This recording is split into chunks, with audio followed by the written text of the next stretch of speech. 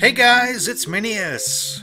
When it comes to Mass Effect Andromeda, we really don't know a whole lot. So I've put together 12 big questions I have heading into the new game, in the order of how curious I am. Now this video was originally going to be called 7 Big Questions, but I had to up it to 10 big questions, and it wasn't until I got to 12 questions that I really felt satisfied that every question I really wanted to ask was being asked. Of course, I spent a tiny bit of time speculating on each of these questions in previous videos, and some have an entire video to themselves, but I wanted to put up a video where they're all together. So here goes. When is Mass Effect Andromeda coming out? So I'm sure to some of you, this is the only question that matters. The initial release window was holiday of this year, but a recent call with EA's CFO suggests that Andromeda has been pushed to the first 3 months of 2017. And although that information wasn't exactly relayed in an official press release or announcement, nobody at Electronic Arts or BioWare has denied the new window. So the answer to this question is January, February, or March of next year. Probably. I wouldn't be all that surprised if the game was pushed a couple of months past that. The bottom line is that we still don't know when Mass Effect Andromeda is coming out. If I had to guess, I'd say late March of 2017, which is over a year from now. Oh boy. Are we going to be able to avoid console-exclusive content for Mass Effect Andromeda? The easy guess here is no. These days, companies rarely release multi-platform games without some kind of console tie. The best we can hope for is that Electronic Arts simply settles for some kind of co-marketing deal with one of the big console makers, and at worst, maybe some exclusive cosmetic stuff. But the real worst case scenario is that entire missions, or maps, or squad mates are completely exclusive to either PlayStation, Xbox, or the new rumored Nintendo console. I guess. Xbox is probably the most likely option given its close ties with Electronic Arts. Now I know some of you can afford to buy every gaming platform there is out there, but a lot of people can't. And it would really suck if some of those huge fans were locked out of the full Mass Effect experience. Will the new MAKO work?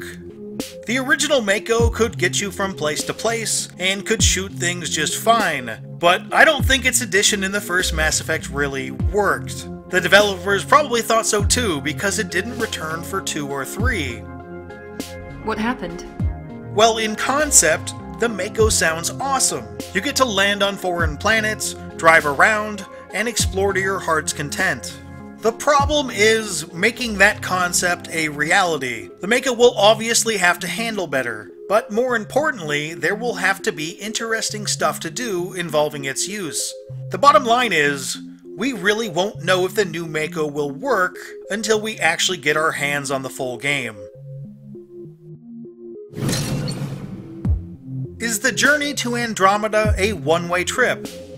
Can the people making this trip to Andromeda get back to their home galaxy? The answer to this changes everything. The success of a colonization attempt becomes so much more important if there is no going back.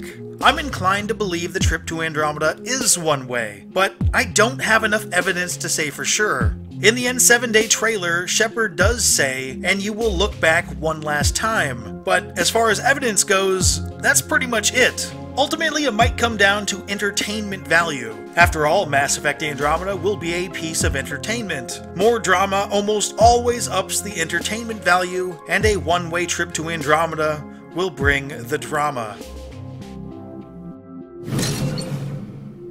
What is the need to go to Andromeda in the first place?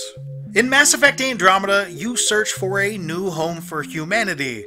But why can't that new home be in the Milky Way? After all, the Milky Way is massive. It's got somewhere between 200 and 400 billion stars.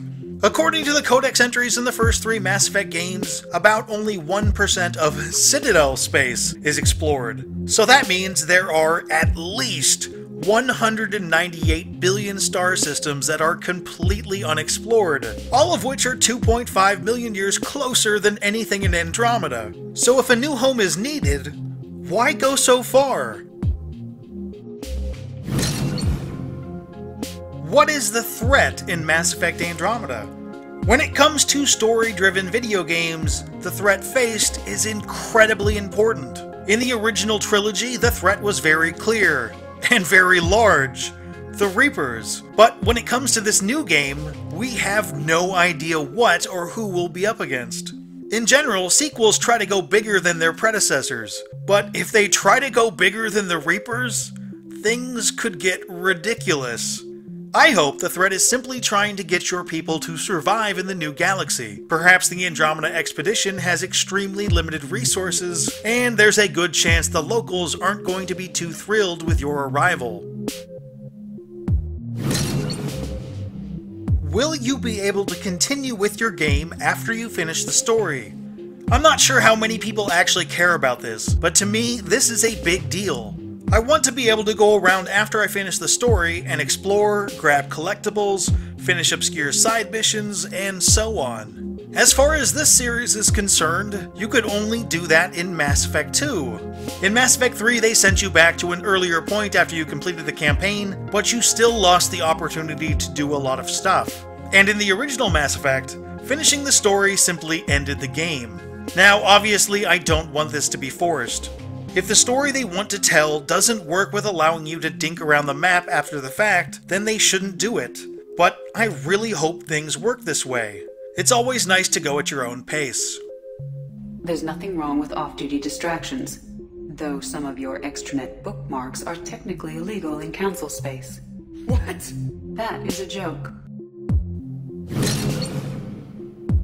How will gear be distributed in Mass Effect Andromeda multiplayer? Given how much I like the multiplayer in Mass Effect 3, I really don't spend enough time on it in my videos. There was one minor issue I had with the multiplayer, and that was the way gear was distributed, in totally random packs that rarely gave you anything you wanted. If the multiplayer's DLC is to remain free, and I really hope it does, there will have to be some way to monetize it, probably with microtransactions. But doing microtransactions right requires some serious balance. You know what? This is a great video topic. They probably haven't yet settled on exactly how they are going to do this, and I want to give them some suggestions. So I'll add this topic to the list, the growing list of videos I want to do and hopefully can get to in a reasonable amount of time.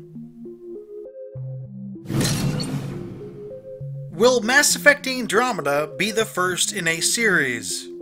Companies rarely invest a bunch of time and money into a game without the hope of making more games. But for Andromeda, I wonder if this is a sure thing. Andromeda will be a great test of the Mass Effect brand. Can the series survive without the characters that helped make it so popular? Do the fans return after so many were turned off by the ending of Mass Effect 3? I think this question will easily be answered by how good Mass Effect Andromeda is. If the game is awesome, people are going to buy it. If people buy it, they're going to want to make more.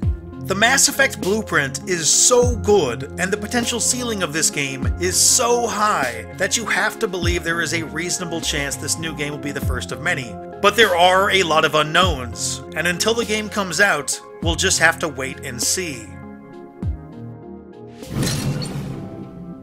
How will the jump pack impact combat in Mass Effect Andromeda?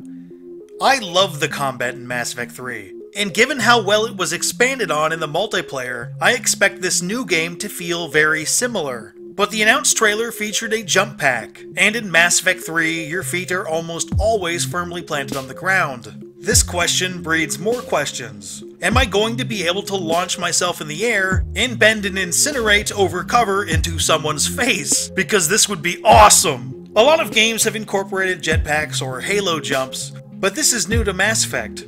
Of course, there's a good chance I'm getting ahead of myself. The Mass Effect 3 multiplayer featured a couple of Turians who used jet propulsion in a similar way to the announced trailer. Perhaps the jump pack's inclusion isn't much more than that, but it could be, and it would change combat a lot. What Milky Way races will make it to Andromeda? The popularity of the alien races in the original trilogy was a huge part of the series' success. But all of those races were from the Milky Way galaxy, and the new game is taking place 2.5 million light years away. So how many of these races are going to show up? I spent time coming up with a chart of each race's likelihood to make an appearance in Andromeda based off some logical speculation, and perhaps some illogical speculation. The bottom line here is that we ought to be prepared for the possibility that some of our favorites from the original trilogy won't be in the new game. There will have to be time spent on the new setting and races of Andromeda, and I don't think there will be enough time for everyone. You humans are all racist. How do we get from Mass Effect 3 to Mass Effect Andromeda? I've got a video with this title, and there are kind of a bunch of questions that get rolled up into this one. A few of those are on this list. But what I'm getting at here is how do Mass Effect Andromeda and the original Mass Effect trilogy tie together? This game is supposed to be some kind of sequel or continuation, but Mass Effect 3's ending is fragmented, so how do you do a sequel to that? It's a really tough task, and if it's not handled right, the entire foundation for the new game will be too weak to hold the title's weight. There are ways to handle this though, and hopefully they come up with a way that's satisfying for as many people as possible.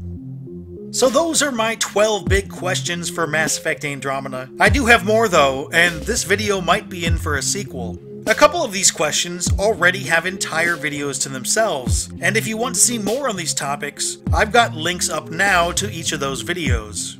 But there's a really good chance that the question about Andromeda that you most want answered isn't on my list, so make sure you ask it in the comments section. Maybe your question already has an answer. Maybe your question is better than any of mine and deserves its own video. Anyway, if you like this video, please give it a like. It really helps out the channel. Keep an eye on Minius GC for more Mass Effect videos, but for now... I should go.